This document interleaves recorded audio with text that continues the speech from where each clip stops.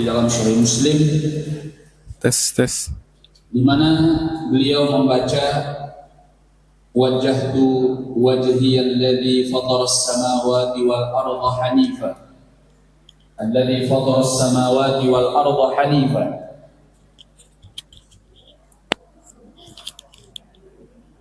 wa ma ana minal musyrikin, inna salati wa nusuki wa mahyaya wa mamati lillahi rabbil alamin, la syarika lah, wa bidzalika umirtu wa ana awwalul muslimin. Allahumma antal maliku la ilaha illa anta rabbi wa ana abduk, zalamtu nafsi wa a'taraftu bi dhanbi faghfir li dhunubi jami'an, innahu la yaghfiru dhunuba illa anta, wahdini li ahsanil akhlaq, la yahdi li ahsaniha illa anta, wasrif anni sayyi'aha, la yasrifu anni sayyi'aha illa anta, labbaika wa sa'daik wal khairu kulluhu fi yadaik wasyarru laysa ilaik, ana bika wa ilaik, tabarakta wa ta'alait, astaghfiruka wa atubu ilaik. Ini bacaannya cukup panjang. Hanya saja di masyarakat kita dipotong, disingkat. Yang membaca doa istiftah dengan wajjahtu itu disingkat. Padahal di dalam hadis Ali bin Abi Thalib di dalam Sahih Muslim, seperti yang tadi kita baca, itu panjang. Nah, jadi kalau ada yang ingin membaca doa istiftah dengan wajjahtu, hendaknya dia membaca seperti apa yang dibaca oleh Rasulullah Sallallahu Alaihi Wasallam. Jangan dia memotong-motongnya. Kalau dia nggak sanggup membacanya secara panjang seperti yang dibaca oleh Nabi Sallallahu Alaihi Wasallam, maka pilihlah doa istiftah yang lain. Karena ada beberapa dari doa istiftah. Ya. Adapun kalau dia memotongnya, ini tidak sesuai dengan sunnah Nabi Sallallahu Alaihi Wasallam di dalam membaca doa istiftah. Bacaan yang lain adalah apa yang biasa dibaca di dalam hadis Abi Hurairah radhiyallahu anhu di dalam Sahih Al-Bukhari dan Muslim, yaitu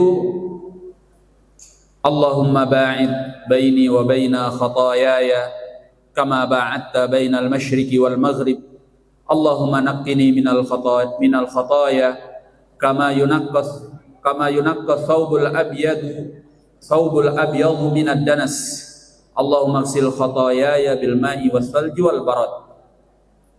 Ini juga bacaan doa istiftah.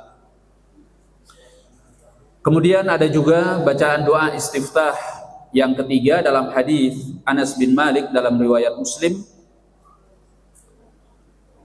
yaitu seorang yang hanya mengucapkan alhamdulillahi hamdan katsiran thayyiban mubarakan fi. Ini doa istiftah yang sangat ringkas. Datang di dalam hadis Anas bin Malik radhiyallahu an, ada seseorang yang masuk ke dalam shaf dalam keadaan nafasnya tersenggal-senggal. Sambil dia membaca alhamdulillahi hamdan katsiran thayyiban mubarakan fihi. Lalu Nabi sallallahu alaihi wasallam ketika selesai salat bertanya, siapa di antara kalian yang tadi membaca bacaan tersebut? Maka orang itu menjawab, ya Rasulullah, tadi aku datang dengan nafasku yang tersenggal-senggal sambil aku membaca bacaan tersebut. Alhamdulillahi hamdan katsiran thayyiban mubarakan fi. Nah, maka kata Nabi alaihi salatu wassalam, tadi aku melihat ada 12 malaikat yang berlomba-lomba untuk mengangkat bacaanmu ke atas langit. Jadi bacaan ini walaupun pendek, tapi kandungannya begitu mulia sehingga para malaikat berlomba-lomba untuk mengangkatnya ke atas langit. Nah, Alhamdulillah hamdan katsiran thayyiban mubarakan fi.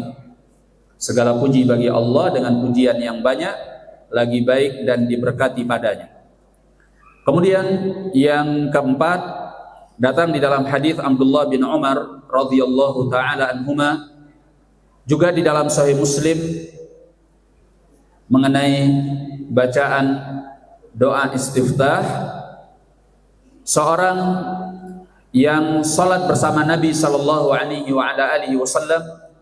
Ketika dia masuk ke dalam salat, dia membaca Allahu akbar kabira walhamdulillahi katsira wa subhanallahi bukratan wa asila. Allah yang maha besar, segala puji bagi Allah dalam jumlah yang banyak, dan maha suci Allah di pagi hari dan di sore hari. Maka Nabi sallallahu alaihi wasallam ketika selesai salat, beliau bertanya, siapakah yang tadi mengucapkan itu? Maka orang tersebut mengatakan, ana ya Rasulullah, aku tadi yang membacanya ya Rasulullah. Maka Nabi mengatakan, ajibtulaha, aku kagum terhadap bacaanmu.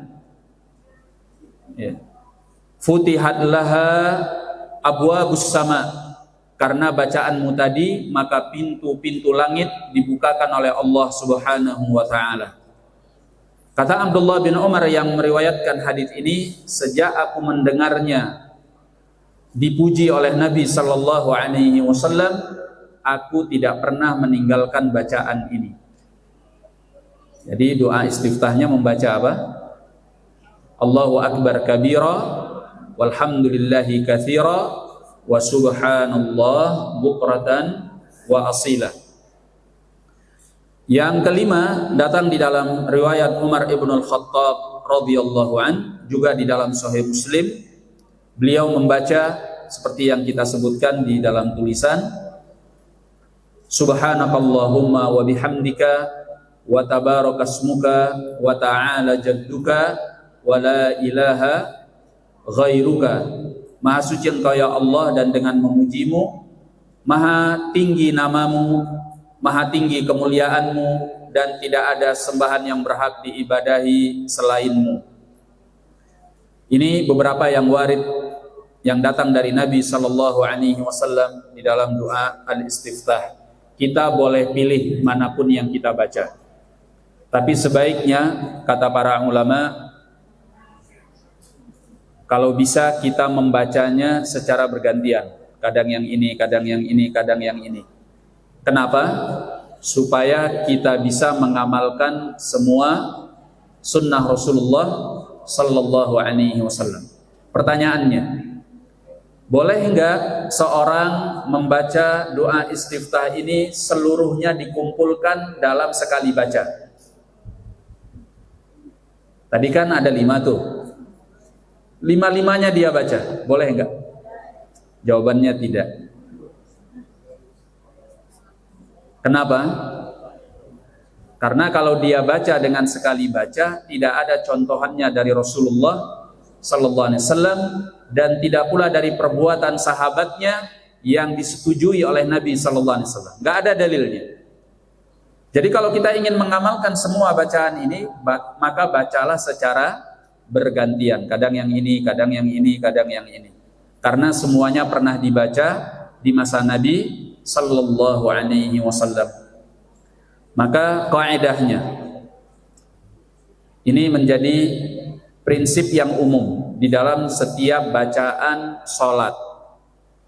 Kalau di dalam sebuah posisi salat ada beberapa bacaan, maka menjadi baik kalau kita bisa membacanya secara bergantian, terkadang yang ini, terkadang yang ini, terkadang yang ini, untuk bisa mengamalkan semua sunnah yang datang dari Rasulullah sallallahu alaihi wasallam. Karena tidak hanya ini saja yang ada beberapa bacaan. Pada posisi-posisi lain juga ada beberapa bacaan. Dan jangan membacanya secara keseluruhan, dikumpulkan dalam satu kesempatan. Kalau mengumpulkan semua bacaan dalam satu kesempatan, itu tidak ada dalilnya dari sunnah Nabi alaihi salatu wassalam, maka jangan dilakukan. Nah, kalau ada yang mengatakan, Ustaz, tapi kan semua bacaan itu walaupun dikumpulkan kan sudah pernah dibaca. Ya betul, memang sudah pernah dibaca, tapi dibacanya secara terpisah-pisah, iya kan? Kadang pernah dibaca yang ini, pernah dibaca yang ini, pernah dibaca yang ini, pernah dibaca yang ini. Tidak ada riwayat dari Nabi SAW membacanya secara keseluruhan dalam satu kesempatan. Makanya jangan digabungkan. Wallahu a'lam. Baik, kemudian kita berpindah kepada pembahasan yang berikutnya. Yang kelima, membaca ta'awudz dan basmalah, yaitu a'udzu billahi minasyaitonir rajim dan bismillahirrahmanirrahim. Mengenai ta'awudz datang di dalam surat An-Nahl ayat ke-98. Allah mengatakan, fa idza qara'tal Qur'an fasta'idz billahi minasyaitonir rajim.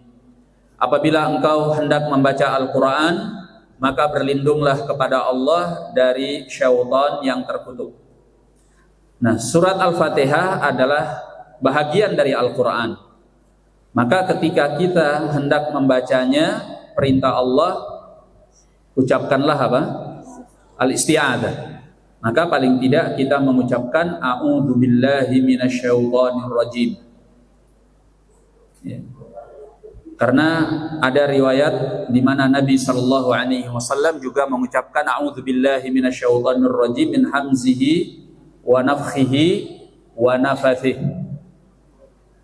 Tapi minimalnya membaca apa? A'udzu billahi minasyaitonir rajim. Nah, adapun al-basmalah yaitu mengucapkan bismillahirrahmanirrahim. Kemudian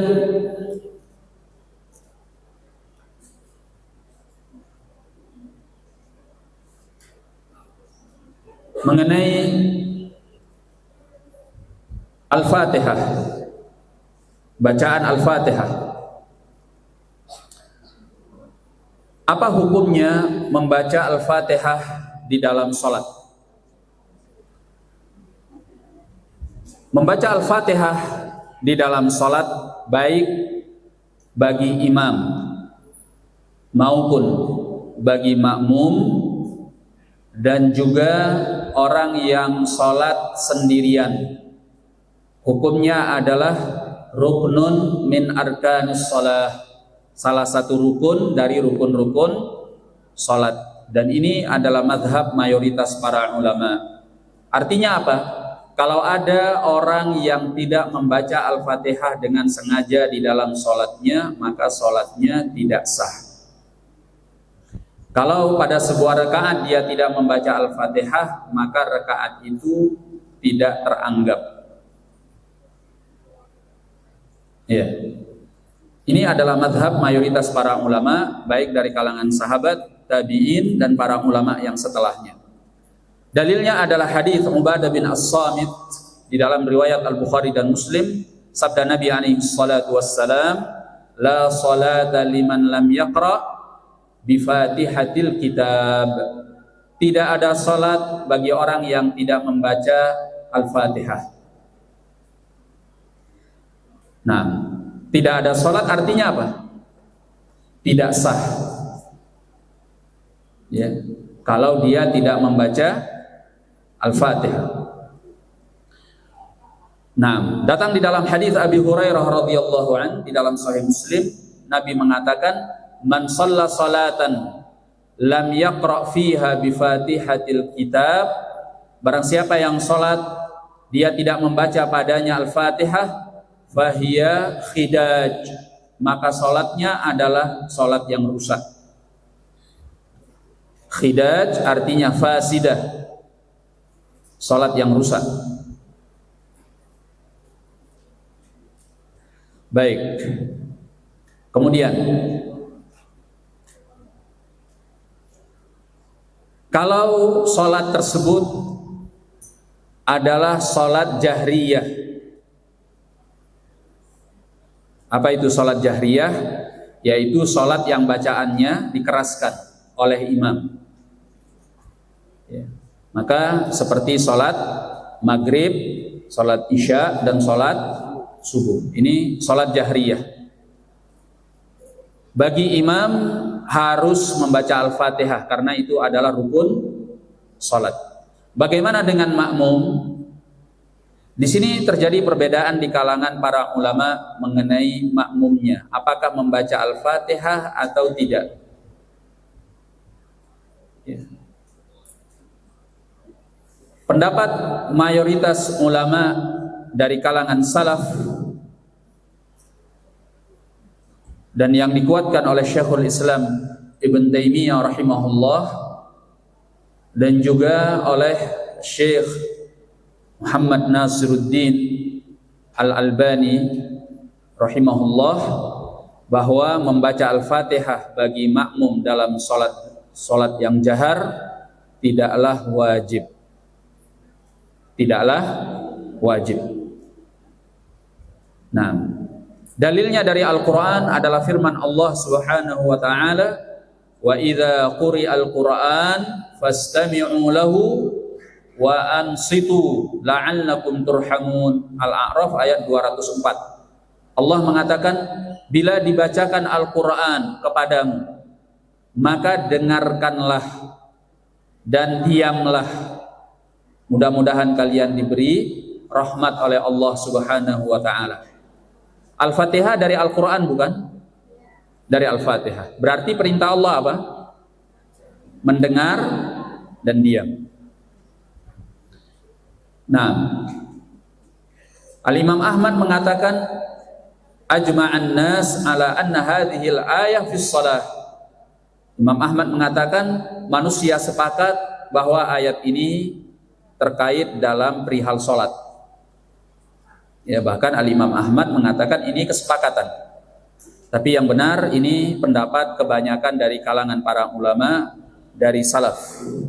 Nah, adapun di dalam hadis Abi Musa Al-Asy'ari radhiyallahu an di dalam Sahih Muslim, bahwasanya Rasulullah sallallahu alaihi wasallam pernah berkhutbah. Nah, maka beliau menjelaskan tentang sunnah beliau kepada para sahabatnya. Kata Abu Musa Al-Asy'ari radhiyallahu an, Nabi juga mengajarkan kepada kami tata cara salat. Lalu beliau mengatakan, "Idza shallaitum," kalau kalian salat, "fa aqimu sufufakum," maka luruskan saf kalian. "Tsumma liya'ummakum ahadukum," kemudian hendaklah salah seorang di antara kalian mengimami kalian. "Fa idza kabbara fakabbiru," kalau imamnya takbir, maka bertakbirlah kalian. "Wa idza qara'a fa ansitu," kalau dia membaca apa? Al-Fatihah dan surat setelahnya. Fa ansitu, maka perintah beliau, diamlah kalian. Tidak ada perintah makmum membaca Al-Fatihah. Maka kedua dalil ini menguatkan bahwa kalau sholatnya jahriyah, makmum tidak perlu membaca Al-Fatihah, tidak wajib untuk membaca Al-Fatihah. Kemudian kalau sholatnya sirriyah, sholatnya yang bacaan imamnya tidak dikeraskan, yaitu seperti sholat zuhur dan sholat asar, maka kembali kepada keumuman hadis untuk membaca Al-Fatihah, karena hukum asalnya membaca Al-Fatihah itu adalah rukun. Kalau imamnya membacanya sirriyah dengan suara pelan, tidak dikeraskan, maka makmum harus membacanya masing-masing pada diri mereka. Ya, karena Nabi mengatakan la sholata liman lam yaqra bi Fatihatil kitab. Tidak ada salat bagi orang yang tidak membaca surat Al-Fatihah. Dan perhatikan, orang yang membaca di dalam salat bukan membacanya di dalam hati sehingga dia diam. Membaca di dalam hati. Apa yang kita baca di dalam hati itu bukan bacaan. Iya. Dikatakan bacaan ketika minimalnya, kata para ulama, seorang menggerakkan lisannya dan kedua bibirnya dengan suara minimalnya diperdengarkan kepada dirinya sendiri. Jadi nggak boleh diam dan membaca di dalam hati, itu nggak sah. Karena kalau di dalam hati itu bukan bacaan, ya. Itu namanya bisikan hati.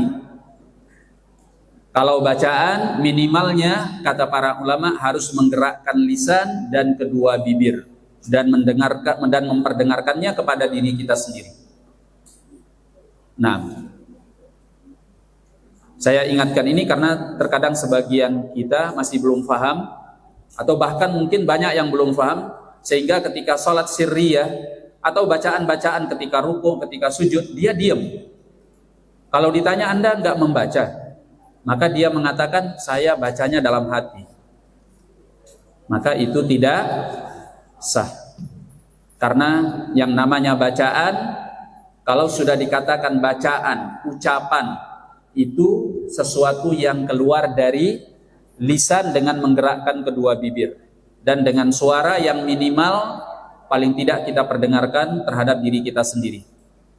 Khususnya kalau kita sholat berjamaah, ya, kalau kita sholat berjamaah, kalau suaranya agak kencang atau agak kuat, itu mengganggu kepada yang di sebelahnya, ya. Oleh sebab itu suaranya cukup kita yang mendengarkan, tapi yang paling penting adalah menggerakkan lisan dan kedua bibir. Baik. Kemudian membaca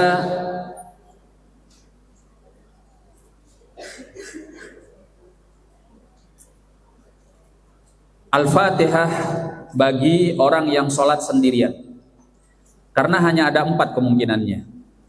Sholat, bacaan seorang imam. Imam wajib membaca Al-Fatihah apapun kondisinya, apakah sholatnya jahriyah atau sholatnya sirriyah. Kemudian yang kedua, makmum. Makmum kalau sholatnya jahriyah tidak wajib membaca Al-Fatihah, malah hendaknya dia diam, sebagaimana di dalam Al-Quran dan Sunnah Nabi Sallallahu Alaihi Wasallam. Yang ketiga, kalau sholatnya sirriyah, maka makmum tidak wajib, makmum wajib untuk membacanya. Bahkan membaca Al-Fatihah adalah rukun dari rukun-rukun sholat. Yang keempat, kalau dia sholat sendirian, apakah sholatnya wajib atau sholatnya sunnah, dia harus membaca Al-Fatihah karena rukun dari rukun-rukun sholat. Kemudian, berapa jumlah ayat di dalam surat Al-Fatihah? 7. Ya, jumlahnya ada 7. Sebab itu di dalam surat Al-Hijr ayat ke-87 Allah mengatakan walaqad atainaka sab'an minal mathani wal Qur'anal azim. Sungguh kami telah datangkan kepadamu 7 dari bacaan-bacaan yang mirip serta Al-Qur'an yang agung. Yang dimaksud dengan 7 ayat ini di dalam tafsirnya adalah surat Al-Fatihah. Adapun di dalam sunnah Nabi Sallallahu Alaihi Wasallam dalam Sahih Al-Bukhari dari hadis Abi Hurairah, Nabi mengatakan Ummul Quran hiya sab'ul mathani. Induknya Al-Quran yaitu Al-Fatihah ada 7 ayat. Jadi ada 7 ayat. Ayat yang pertama apa?